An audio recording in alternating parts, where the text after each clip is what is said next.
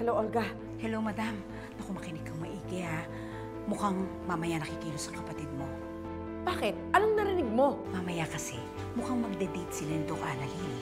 Tapos sa date na yon, sa dinner na yun mismo, may ipagtatapat daw si Nushi. What? Kailangan natin patahimiki ang bibig ni Nushi bago pa siya makapagsalita.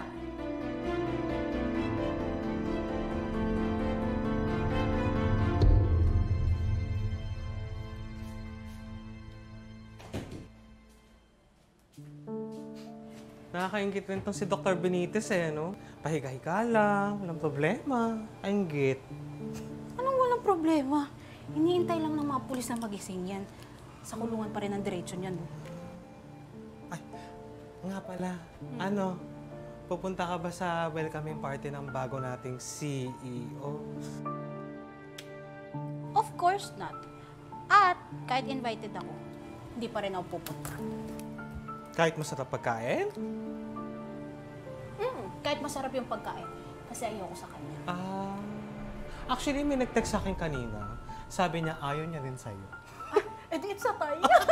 Sumali ka.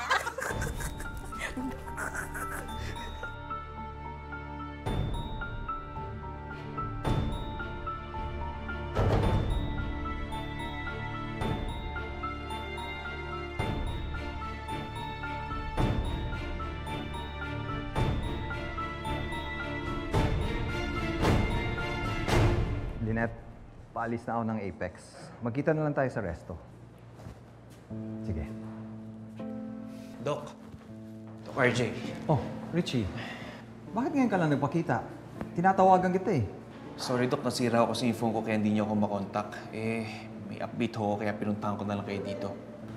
Well, I hope this is good. Edited ho yung CCTV footage at pinakita sa inyo. Ano?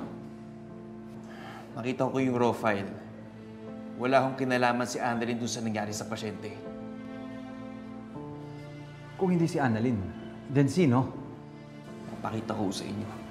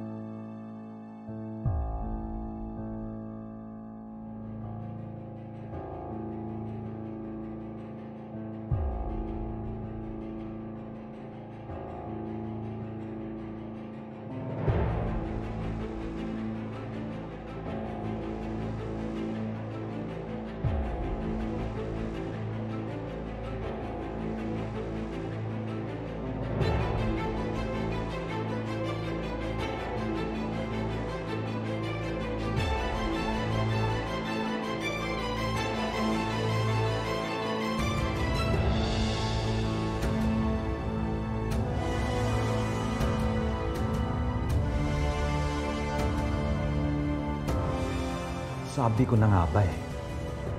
Walang hiya talaga tong babaeng to eh.